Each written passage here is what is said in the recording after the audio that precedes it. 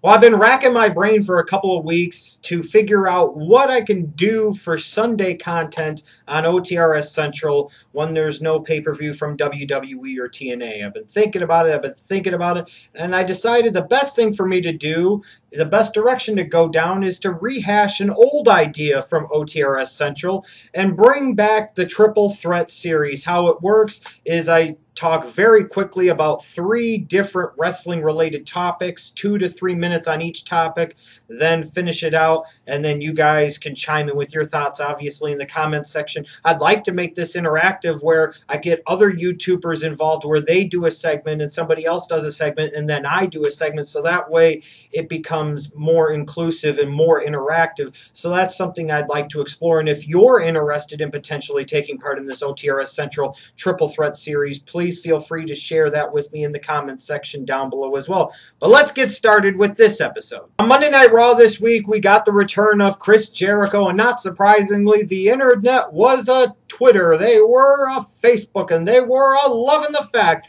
that Y2J was bringing back Raw is Jericho, and that he's back in the fold, at least for the moment, in WWE. Now, from my standpoint, I used to be a really big Chris Jericho fan, but in recent times with Chris Jericho, I've kind of been ambivalent towards him. I've kind of been like, because part of my whole thing is that I know when he's coming back, he's just coming back to lose to somebody, and then he'll be gone for a long period of time.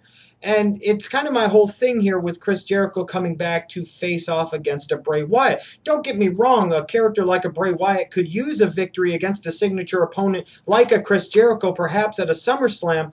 But what's the whole deal about Chris Jericho coming back just out of the blue just to right out and outdo the job to a Bray Wyatt right away?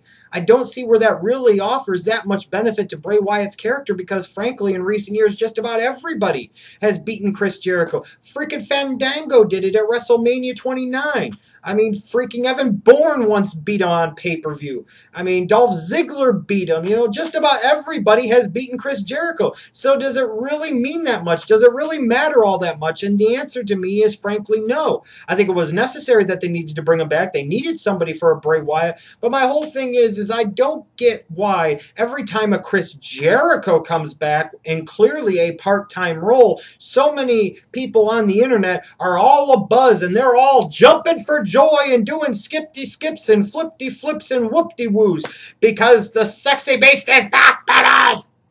But if a Batista is back as a part-timer or a perceived part-timer or a Rock comes back as a part-timer, then there's a freaking issue with it. I don't get it. My whole thing is here with Chris Jericho coming back, if they're not going to do anything to reestablish him, if they're not going to do anything to actually put him over a couple of people to build him up just a little bit, then I don't see where Bray Wyatt's really going to get that much out of it, and I don't see where Chris Jericho's return is really going to be all that much in the grand scheme of things. I've talked about for a long time here on YouTube about the fact that John Cena isn't nearly as important to the WWE's business and overall bottom line as many fans have been led to believe over the years, and in fact, the WWE has led themselves and other people to believe over the years. So I found it very interesting when Forbes released an article by Chris Smith talking about whether or not John Cena actually was really good for WWE's overall bottom line.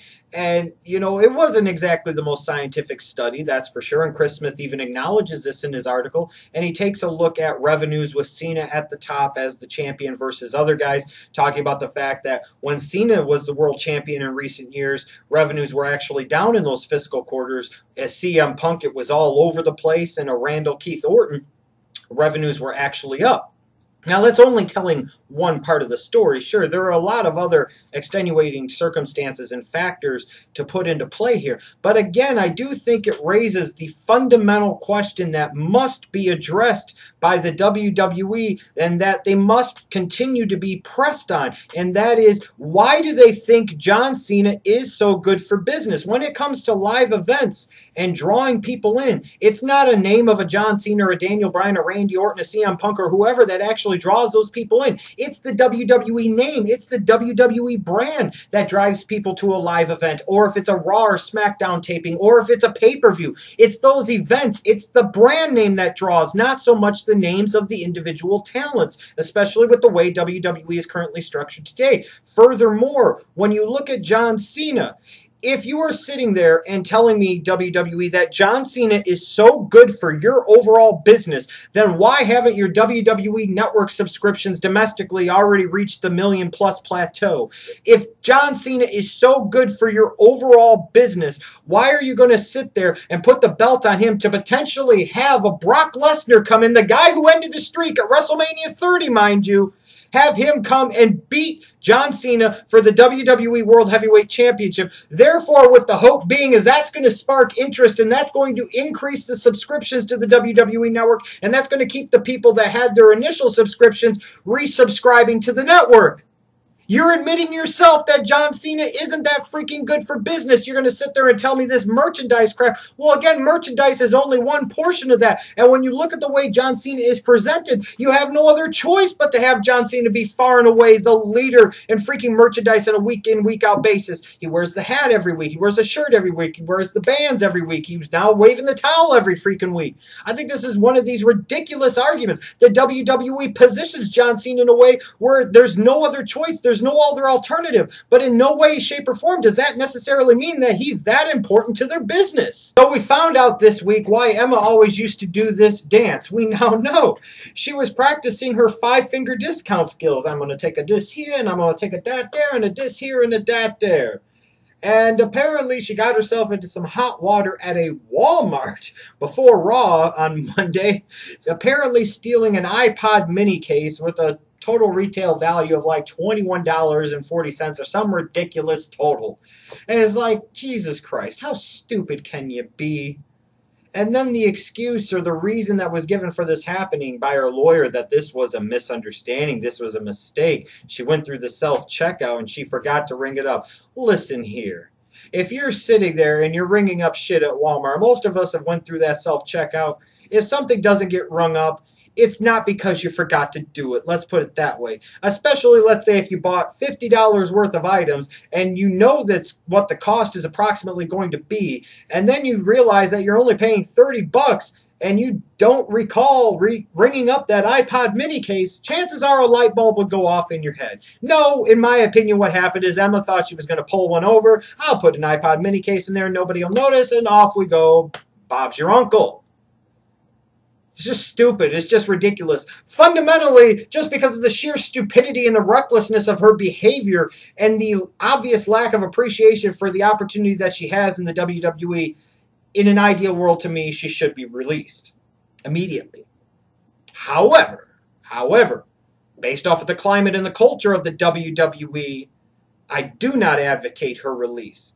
So I was surprised to see initially that yesterday Emma had indeed been released by the WWE, only to a few hours later sit there and reinstate her and say, well, this was all misunderstanding. After further evaluation, we realized that, this is what it is.